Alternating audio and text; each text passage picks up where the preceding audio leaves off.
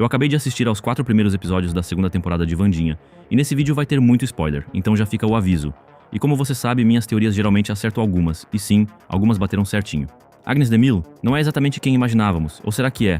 Os últimos vídeos falei bastante dela por aqui. Mas e a Laurel Gates? Já falei dela um monte de vezes aqui no canal, principalmente depois que o nome da Christina Ricci apareceu no elenco do IMDb. Cogitei que ela voltaria no último episódio para fazer o gancho para a terceira temporada, mas não. O arco dela é resolvido rapidinho já nesses primeiros capítulos, só que no lugar disso, ganhamos uma reviravolta muito maior envolvendo o Hospital Willow Hill. E tem mais, acho que descobrimos quem é o prisioneiro misterioso, mostrado no final do episódio 4. Se eu estiver certo, e vocês sabem que não é a primeira vez que acerto, isso muda tudo. Quem acompanha o canal faz tempo sabe que essa teoria vem sendo construída há meses. Essa teoria envolve o Tyler, que tá de volta nesses primeiros episódios, mais forte e mais perigoso, e a atuação do Hunter Durham tá insana. Tio Chico ganhou bem mais tempo de tela, e um papel muito maior do que eu esperava. Tenho bastante pra comentar sobre isso, mas se você chegou agora por aqui, já se inscreve no canal. A parte 2 chega em poucas semanas e você não vai querer perder nenhuma análise. Vamos começar falando da Agnes, porque a nossa teoria foi meio certa, meio errada, mas pra ser sincero, mais certa do que errada. Lembra quando a gente desconfiou que ela era a figura mascarada do trailer? Acertamos em cheio. A Agnes era mesmo a pessoa misteriosa que aparecia naquelas cenas rápidas. Onde não acertamos foi a motivação dela. Ou será que acertamos e erramos ao mesmo tempo? Bom, ela não tem ligação nenhuma com a Laurel Gates como cogitei em alguns vídeos anteriores, e muito menos é descendente dos peregrinos como imaginávamos. Na verdade, a Agnes tem o poder de ficar invisível, e passou a seguir a Wandinha por um motivo bem mais simples. E já que estamos falando de perseguição, logo quando Wandinha chega com seus pais e seu irmão em Nunca Mais, a gente descobre o que aconteceu com o Xavier. O novo diretor Barry Dort diz que Xavier está fora esse semestre, participando de um intercâmbio, ou seja, ele pode voltar nas próximas temporadas. Mas voltando pra Agnes, com essa revelação dela ser uma stalker, ela ficou tão inspirada pelos feitos que a Wandinha causou na primeira temporada que começou a fazer suas próprias pegadinhas, usando sua habilidade de ficar invisível, onde chegou ao ponto de sequestrar a Enid durante o Prank Day e escondê-la na torre do relógio. Sim, exatamente a cena que vimos no trailer. E lembra da cena do tio Chico soltando eletricidade pelas mãos? Aconteceu aí nesse cenário como falei em vídeos anteriores. A Agnes estava invisível dentro da torre, mas o tio Chico sentiu a presença dela. Mandou um raio certeiro fazendo a invisibilidade dela falhar. Esse é o tipo de detalhe que a Netflix escondeu no trailer, mas que, com nosso olhar investigativo, conseguimos pegar. Curiosidade.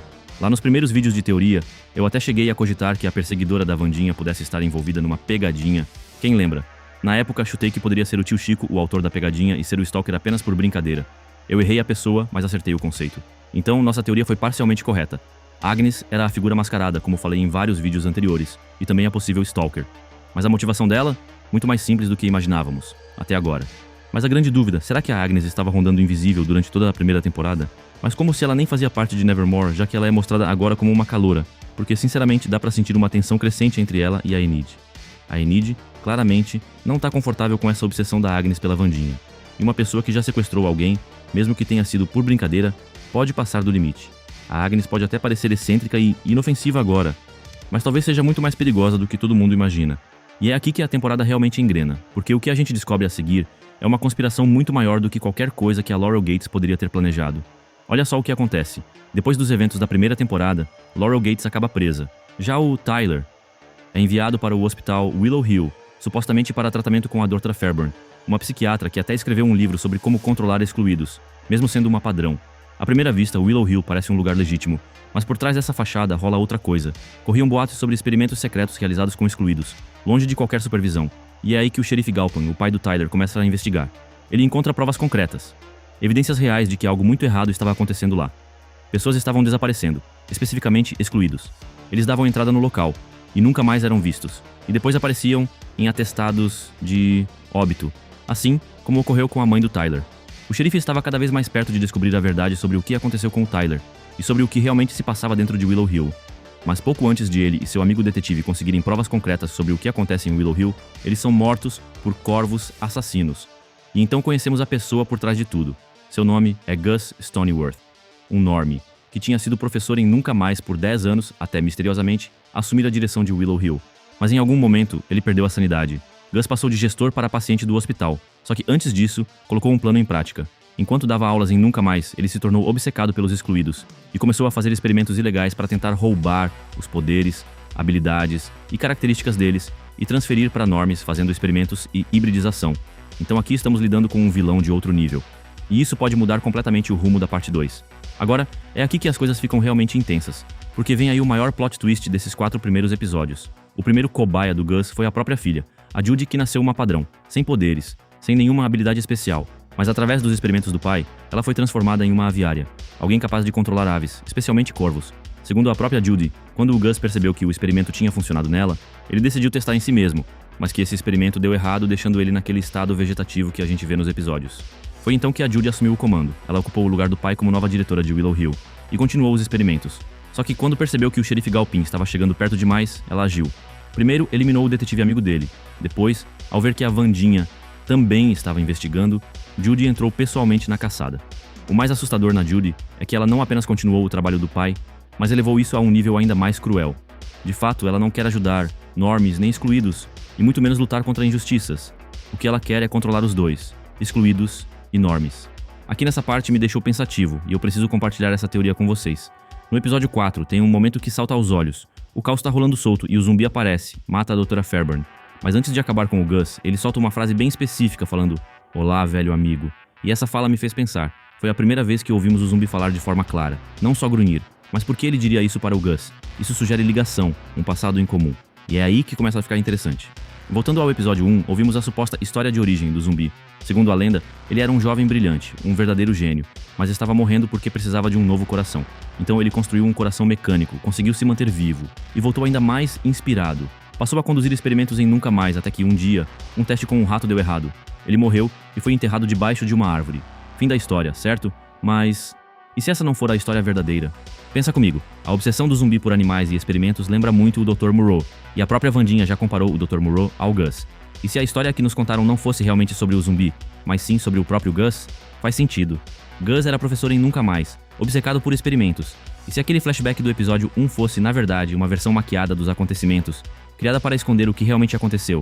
E se o Gus não estivesse testando, só, em ratos, mas sim em excluídos?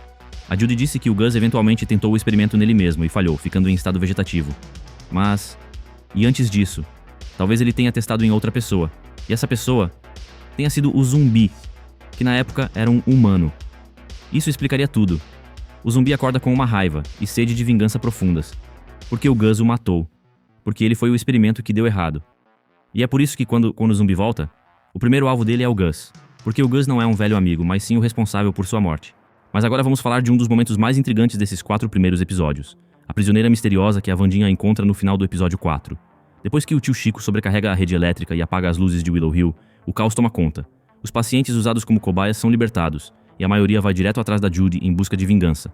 Ela consegue escapar, por pouco, mas a Wandinha não vai atrás dela. Em vez disso, ela fica para ajudar uma paciente, uma mulher trancada numa cela, apavorada, se recusando a sair. E é aí que surgem 2 grandes teorias sobre quem essa prisioneira pode ser. A primeira possibilidade que todo mundo tá falando, essa mulher seria Ophelia Frump, a irmã da Mortícia. Mais cedo na temporada, a Mortícia conta que, assim como a Wandinha, a Ophelia teve um colapso psíquico quando era jovem, e que a Grandmama Frump a enviou direto para Willow Hill. O próprio tio Chico menciona que a Mortícia pediu para ele verificar como a Ophelia estava, mas quando chegou lá, ela já havia fugido. O tio Chico procurou por semanas e nunca a encontrou. Talvez Ophelia tenha realmente escapado no início, mas acabou sendo capturada de novo e jogada de volta em Willow Hill. E dessa vez, o Gus ou a Judy sabiam exatamente quem ela era, e a usaram em seus experimentos. Isso explicaria seu trauma e o medo de sair da cela. Ela já tentou escapar uma vez e as coisas pioraram ainda mais. Porém, já comentei aqui em vídeos mais antigos sobre a Lady Gaga que ela poderia interpretar Ophelia Frump. Ela está acreditada como nova professora em Nunca Mais. Mas, e se essa professora for na verdade a Ophelia, vivendo sob uma nova identidade depois de sobreviver a Willow Hill? Então, o que me vem muito em mente, e também já falei sobre isso em vídeos anteriores, sobre a mãe do Tyler estar viva. Então, e se essa prisioneira resgatada por Wandinha que não saía da cela for a mãe do Tyler? A gente sabe que ela desapareceu anos atrás, em circunstâncias bem suspeitas, com possível atestado de óbito. Como vimos nesses 4 novos episódios, alguns excluídos desapareciam do nada e tinham atestado de óbito mesmo não estando mortos de fato. Então, e se a mãe do Tyler nunca tivesse sumido de verdade e mantida em Willow Hill como cobaia, por anos? Agora pensa no impacto emocional do Tyler. Lembra em vídeos anteriores que comentei sobre a mãe dele ainda estar viva? O Tyler já é instável, principalmente nessa segunda temporada ele parece mais forte ainda, e já matou a Laurel Gates nessa fuga de Willow Hill. Mas e se souber que o Gus e a Judy estavam torturando a mãe dele esse tempo todo, que ela estava viva, aprisionada e sofrendo? Isso pode acender nele uma fúria capaz de destruir tudo. Esse tipo de revelação poderia mudar completamente o rumo da segunda metade da temporada. Então, quem ela é? Se for a Ophelia, a história se conecta diretamente ao legado da família Addams e explica por que a Wandinha ficou para protegê-la.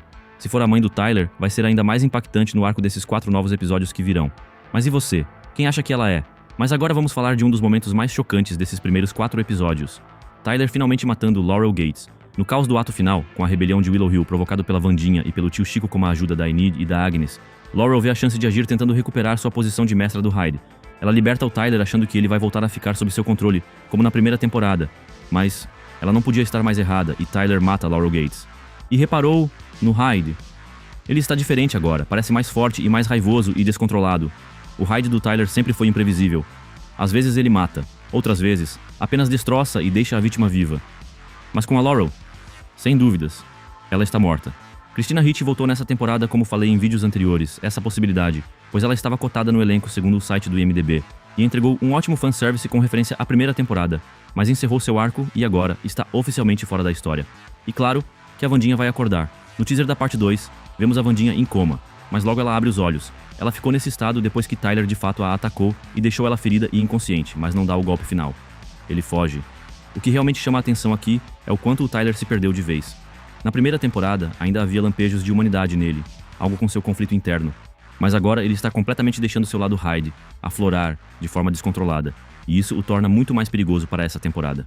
Vamos analisar agora todas as pontas soltas que ficaram para a parte 2, porque sério, tem muita coisa acontecendo ao mesmo tempo. A primeira parte até trouxe algumas respostas, sim, mas também deixou um rastro de caos e mistério que claramente está preparando para algo enorme. Primeiro, o zumbi. Ele matou a Dra. Fairburn e o Gus, e depois sumiu. Não está preso, ninguém está controlando ele, e pelo que vimos, ele ainda tem contas a acertar. Segundo, Judy também escapou. E não é do tipo que desaparece em silêncio. O pai dela morreu e todo o plano dela desmoronou. Terceiro, Tyler fugiu depois de matar Laurel Gates. Mas aqui vem a parte interessante. E se ele resolver ir atrás da Judy? Pensa, foi a Judy quem matou o xerife, o pai do Tyler. Também foi ela que deixou ele preso. E se a mãe do Tyler está viva e foi torturada por anos dentro de Willow Hill? Isso abre espaço para um arco de vingança, onde o Tyler se torna o caçador dela. Quarto, todos os pacientes de Willow Hill foram libertados. Dezenas de excluídos traumatizados, alguns com poderes artificialmente aumentados. Quinto, o que aconteceu com a mãe da Bianca? Ela ainda está por aí, fugindo de seu drama. E sabemos que essa trama não terminou. E com quem o diretor Barry Dort estava falando ao telefone, ele claramente está envolvido em algo suspeito nos bastidores. Sexto, tenho quase certeza de que a Mortícia pegou o livro da Goody depois que a Grandmama Frump foi embora. Aquela expressão no rosto dela não deixa dúvidas. Pode ter sido por proteção, ou por algum outro motivo. E a maior pergunta sem resposta de todas: como a Vandinha vai impedir a morte da Enid? Então aqui vai minha opinião para a parte 2. Judy vai voltar, será uma nova versão de Laurel Gates. Mas, plot twist, acredito que será o Tyler quem vai acabar com a Judy, como vingança pelo que ela fez ao xerife, e principalmente a sua mãe, que na minha opinião é a mulher que Vandinha resgatou na cela. Estamos diante de um confronto triplo: Vandinha, Tyler e Judy, cada um com objetivos, mas todos conectados a Willow Hill. A Agnes não foi a grande vilã que esperávamos, pelo menos ainda não, mas a obsessão dela pode facilmente se transformar em algo muito maior. Willow Hill revelou uma conspiração que faz a Laurel Gates parecer só um aquecimento, e Tyler está finalmente solto e mais perigoso do que nunca. E aquela prisioneira misteriosa, seja Ophelia Frump, a irmã da Mortícia, ou a mãe do Tyler, vai mudar completamente a dinâmica da parte 2. Então já se inscreve e deixa seu like para apoiar o canal, e a gente se vê no próximo vídeo.